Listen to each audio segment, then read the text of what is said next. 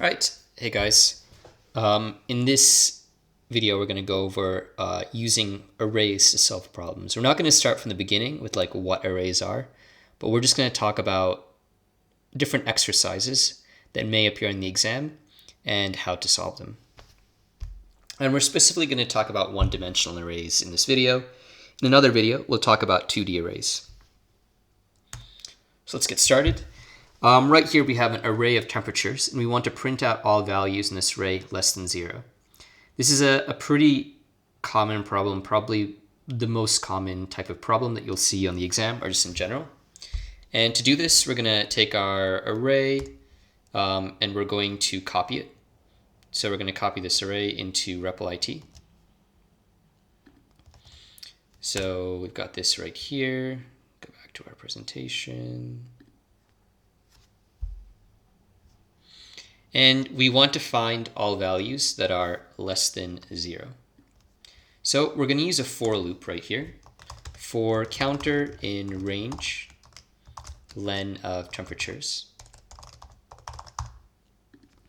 So remember, len of temperatures is just going to be how many elements are in this array. So 1, 2, 3, 4, 5, 6, 7, 8, 9.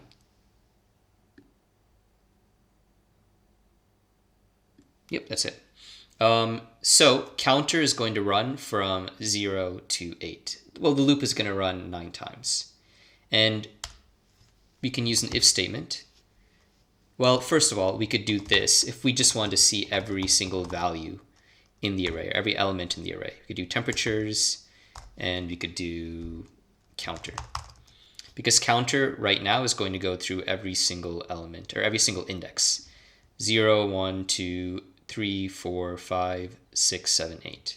So let's run that just to see what it does. And yeah, we get everything in here. Now what we want to do is we just want to print out values that are less than 0. So since we're using this to get each of these elements right here, we're going to do an if statement. We're going to check if temperature counter is less than 0, then print out that particular element. So remember, elements are, for example, 97, 29, 0, -1, 22. Indexes or indices are the position in the array. So the index here would be 0, the index here would be 1, 2, 3, 4, etc. So let's go and print this out. We've got a problem. I misspelled temperatures. Cool. Okay. And we just got -1 and -5 because those were the only two negative values. So if you don't remember how to do this, or if you're not comfortable with doing this, just kind of remember that there's a certain formula, right?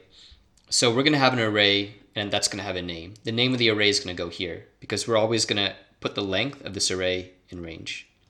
And then we're going to have this counter, and you can name this whatever you want, I, counter, whatever. But we're always going to have the name of the array and then that counter here or down here, depending on whether we want to print out each element or we want to use an if statement first. So this will represent each element in the array.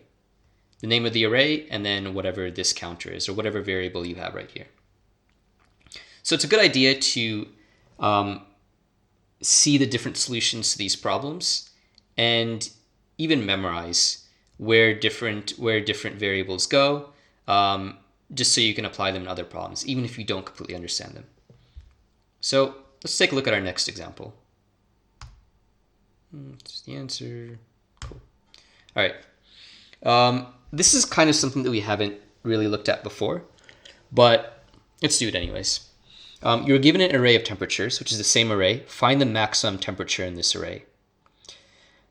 So there's a specific way to do this that applies to pretty much all arrays. Let's take a look and see what it is. Basically, what we're going to do is we're going to start with one value for the maximum, and then we're going to check whether each value in the array is greater than that. So we're going to create a variable called max, set it to 97, and then go through this array and check whether any of these are greater than what max is. And if it is, replace it. So that's a little difficult to wrap your head around, so let's write some code. So right now we want to find the maximum value in this array. So what we're going to do is we're going to create a for loop to loop through this array to go to every single element. So for counter in range len temperatures. But we're also going to take an example from totaling or counting, and we're going to create a variable outside the loop. All right. And we're going to set that equal to temperatures 0. So that means 97. So we're going to set max equal to 97. And then we're going to write an if statement. We're going to say if temperatures counter is greater than max, then the new maximum becomes that value. So basically, we're going to start with this variable called maximum being equal to 97. And then we're going to check each one of these. All right? And we're going to check if it's greater than 97. So max starts at 97. So max is 97. And remember, counter is going to start from 0 and go to 8. So we're going to start with temperatures 0. Is temperature 0 greater than 97? No, because they're the same. Then temperatures 1. Is 21 greater than 97? No. So max is going to stay 97. We're not going to run this statement. Then temperatures 2. Is temperatures 2 greater than 97, greater than the current max? No. Temperatures 3 is not greater. Temperatures 4 is not greater. Temperatures -5 isn't greater. But temperature 6 is. So temperature 6 is greater than the current max, which is 97. So we're going to change max to 101. So now max is equal to 101. 11 isn't greater than 101, but 120 is greater than 101, is greater than the max. So that's going to become our maximum temperature.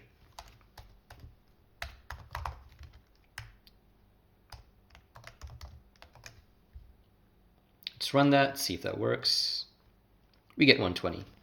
Now, just to kind of illustrate what we're doing, we're going to print the value of max each time, okay?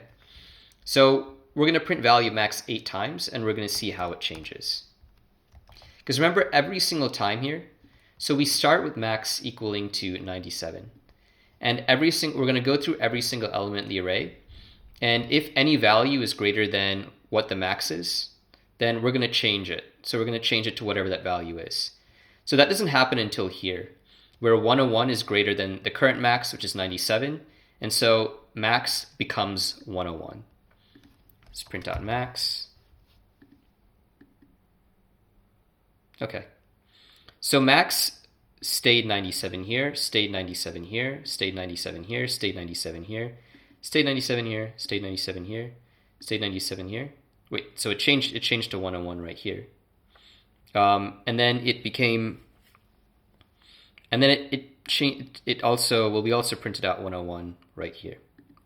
We didn't print out 120, probably because that was the last iteration. So that was the last time that we ran the loop. So we didn't get a chance to print it out. Probably this is a better way to do it. Never mind. So basically, where max changed was,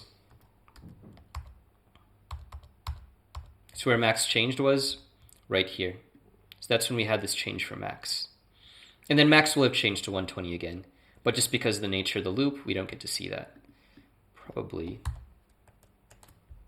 Let's do this.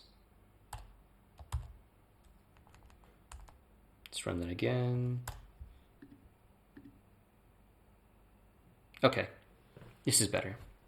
So 97, max is 97. Max is 97. Max is 97. Max is 97. Max is 97. Max is 97. Max becomes 101. Max stays 101 because 11 is not greater than 101. Max becomes 120. All right. That's what this if statement accomplishes. Okay. So our next example, our next exercise was actually to find the minimum value in this array, which would actually just be -5. So our next exercise was to basically take the same array and then find the minimum temperature. And we're kind of going to do that the same way. We're just going to change a few things around. Min.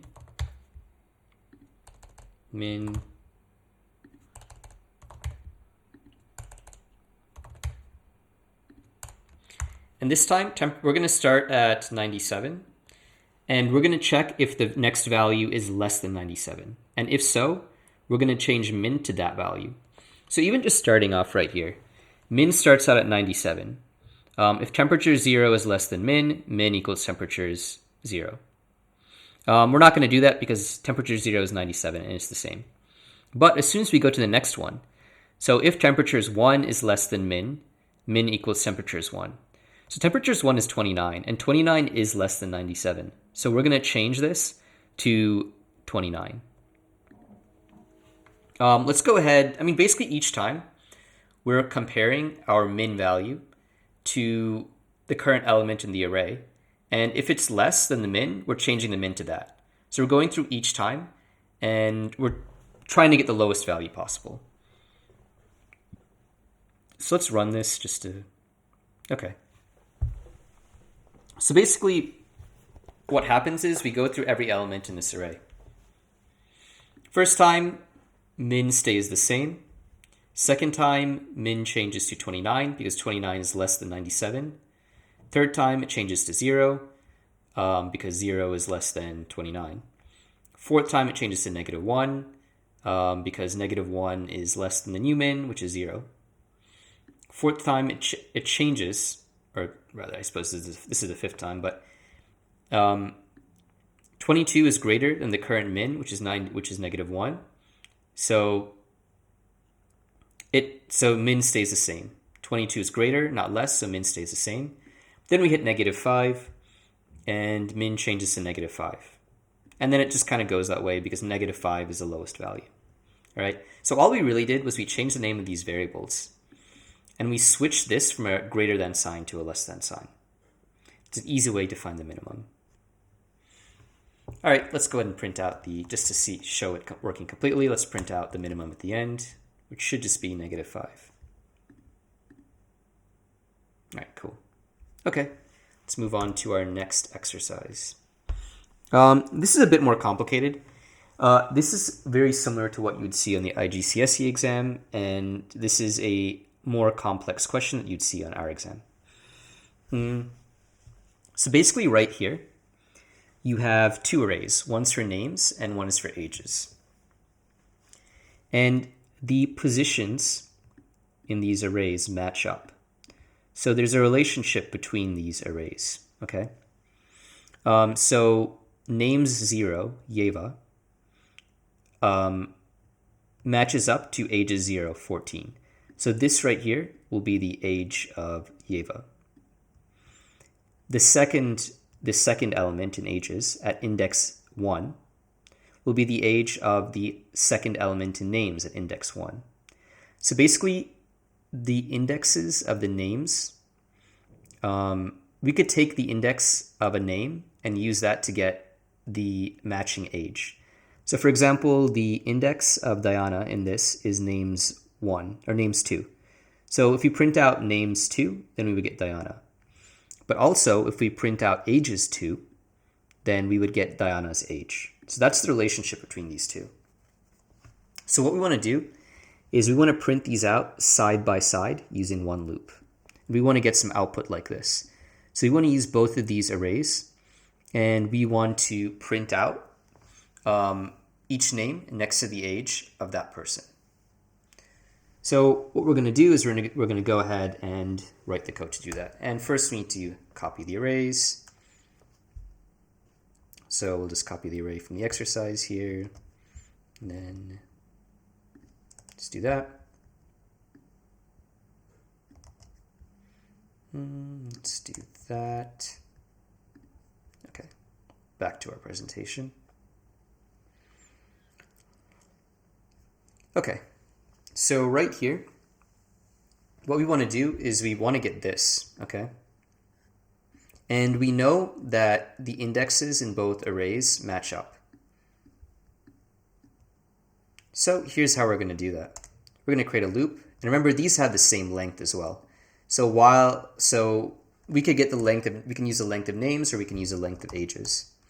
We're going to say for counter in range len of names. And what we're going to do is something really simple. We're going to do print names counter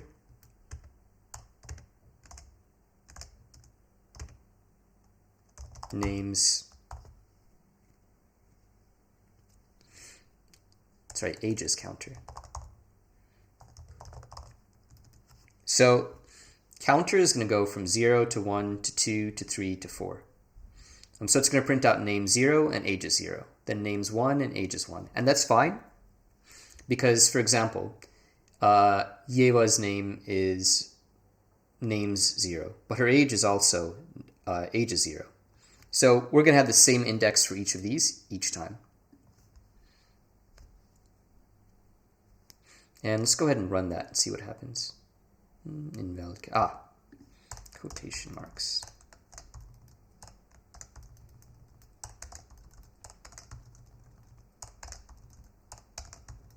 One of the weird things about REPL-IT. Okay. Let's go ahead and run that. Cool, and we got it. Really simple. We just need to understand the relationship between the indices in this array and this array. How the same index is going to give us the information for each person. So for example, for Churek is at index 1, so her age is going to be at index 1 in ages. That's the relationship that we wanted to get an idea of from this exercise. Okay, now we have a more complex array, or a more complex problem here with multiple arrays. So it's really the same situation here as it was in the previous exercise, right? So right here, we've got Jason, okay? Jason's at name 0. Jason's grade is in grades array, and Jason's grade is also at index 0 in grades. And his age is in ages 0. So same with John, like John is at index 1 in names. He's at names 1. So his grade is in grades 1, and his age is in ages 1. So like all of these are matching up, okay? The indexes in all of these arrays match up with each other. So for example, Jason is named 0, so his grade is in grade 0, and his age is ages 0. All of these have the same index in common. So the first thing you want to do is print the name, grade, and age for Sarah. So based on the way this is organized, that's pretty easy. Let's make sure, 1, 2, 3, 5, 6, 7, okay. So let's go here. So first of all, we need to import these arrays into REPL-IT, which is kind of cumbersome, but that's the way it goes. Let's get rid of this first array. And then let's do another exercise. Well, let's do another array. Okay, cool. Start the presentation back up. Okay. And we need to fix the quotation marks here. For some reason, that always happens. Oh well. This is why I need an assistant. Okay.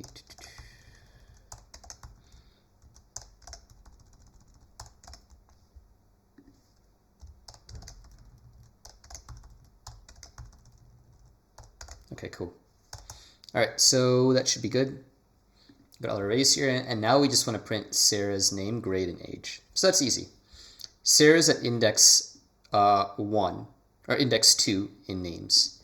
So we can print Sarah's name by just doing names 2.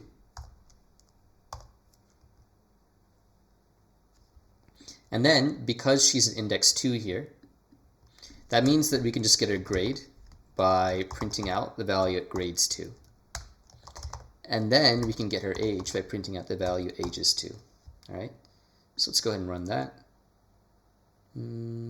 What's our problem?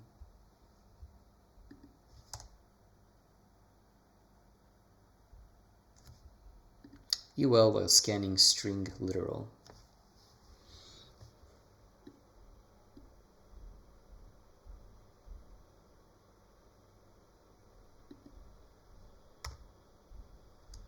That's not it. Got an issue somewhere in here. Ah, forgot a quotation mark there. Cool. Okay. Again, you'll see some of these errors that I make. It's kind of good for you to see them actually, so that if you run into the same thing, you know what to do. Okay. So Sarah is at index 2. So we got her grade and we got her age. All right. Okay. So print the names of all 15-year-olds. So with this one, we're going to keep this relationship in mind, and we're going to write a for loop, okay? Let's do for count, for counter in range, ages, len.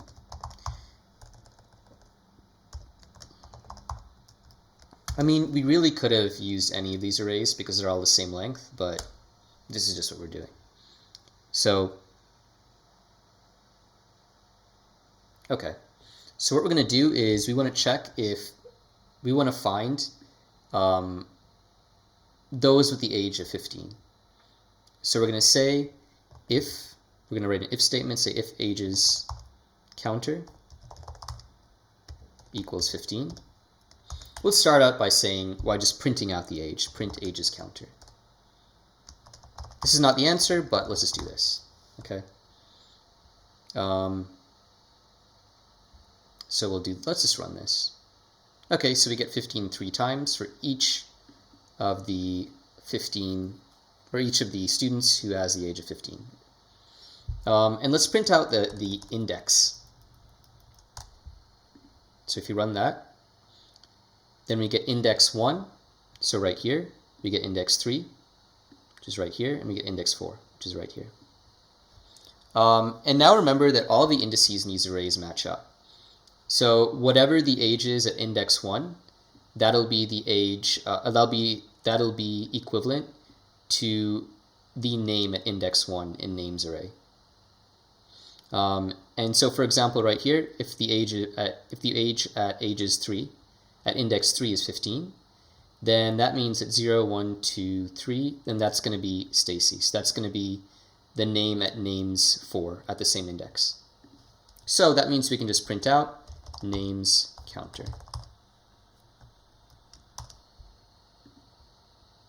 Let's go ahead and give that a try. So we get John, Stacy, and Daniel, right? John, Stacy, and Daniel. And now we want to print out the average grade for all 14-year-olds. So if you haven't looked at the totaling episode, go ahead and do that. Because basically we're going to use totaling to do this.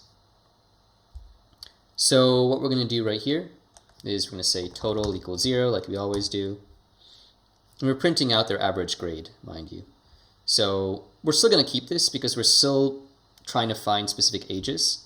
We're going to say if ages counter equals 14. Well, first let's print out the names of all the students who are 14 years old. All right, leave this up here. We're getting Jason, Sarah, and Robert, who is the last one. Okay, so instead of getting their names though, what I want to do is I want to get their grades. And again, grades match up between the arrays, so we can just print out grades counter.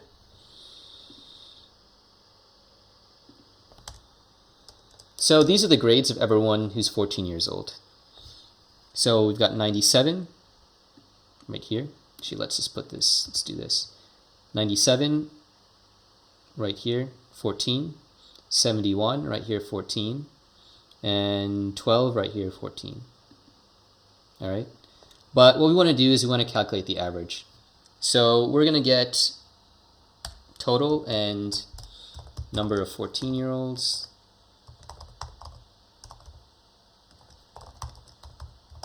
equals 0. So we're going to add grades. We're going to do total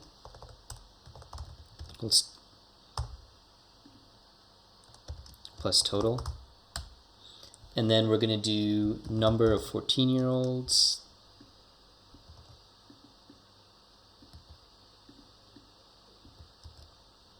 equals number of 14-year-olds plus 1. And then we're going to just print out the we're going to say average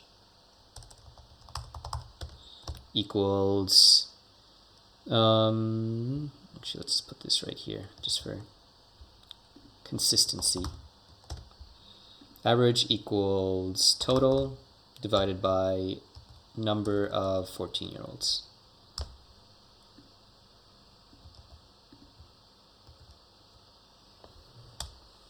Let's print out the average.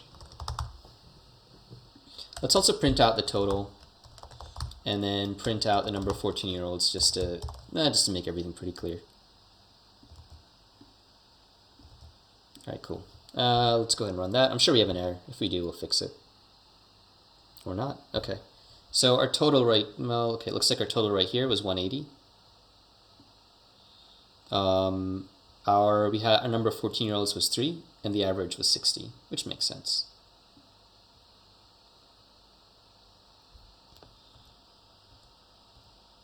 Okay, and we've got one last exercise, and this one, this isn't difficult, it's just different from what we've done in class, just because we're not using the append function here that we're used to using.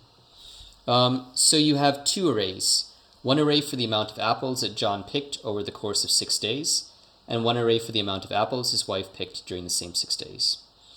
Create a new array with the total number of apples picked each day without using append.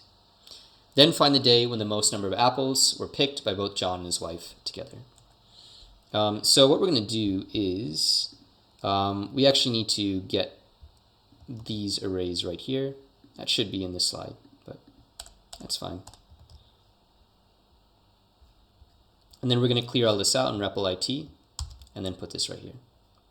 So let's go ahead and review the instructions again, just having those arrays there. So this is the amount that John picks. This is the amount that John's wife picks. And what we want to do is we want to create a new array with the total number of apples picked each day. So the sum of these. So for example, our first element would be 232. Our second element would be 238. Our third element would be, this would be 216, and then 231. So we're creating a third array with the sum. And we're not going to use append. So the way we're going to do that is, because we can't use append, we're going to initialize a new array with the same number of elements, with the correct number of elements, right? So each of these represents 6 days. So we want to get the total for 6 days. So that means that our new array is going to have 6 elements, just like these do. So we can say total apples picked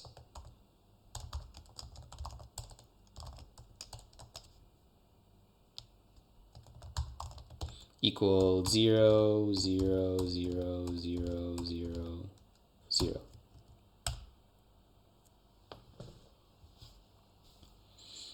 And what we can do is we can then just use a loop.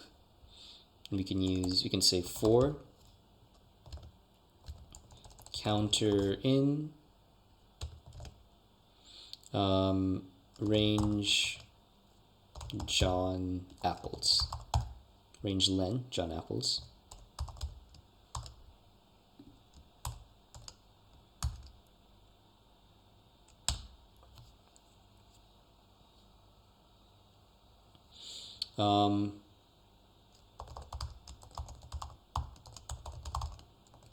Counter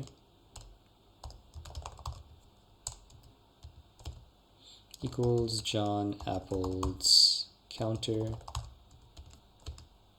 plus, if you wonder why I'm just looking up at the time, apparently my computer is supposed to run out of memory at this point, so whatever.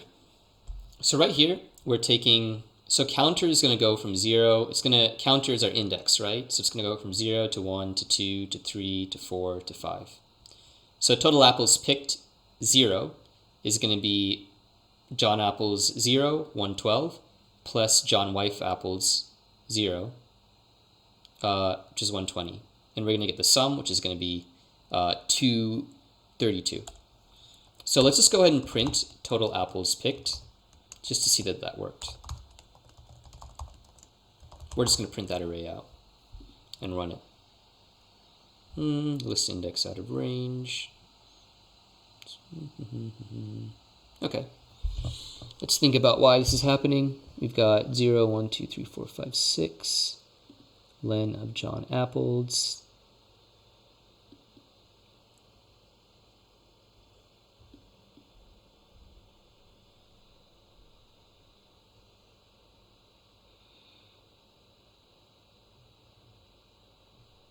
Okay, that's weird. This one only has 5 elements, that's why. Let's set another apple.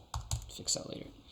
All right, so these should have the same number of elements because they're both working on all 6 days. So let's go ahead and run that. And we get the total of all of these, all right? And then in order to find the maximum, we can just say max equals 0. If max equals the first value, let's say in total apples picked.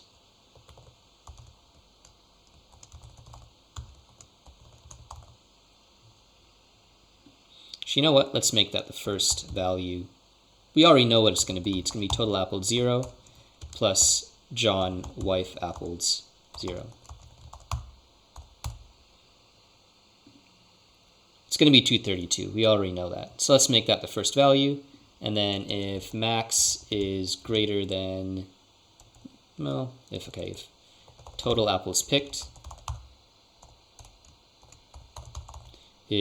counter is, so if it's greater than max, then max equals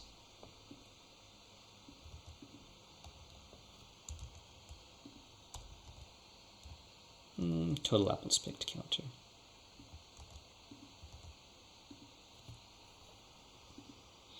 All right, and let's see if that works. Let's print out max at the end. We should get, 251.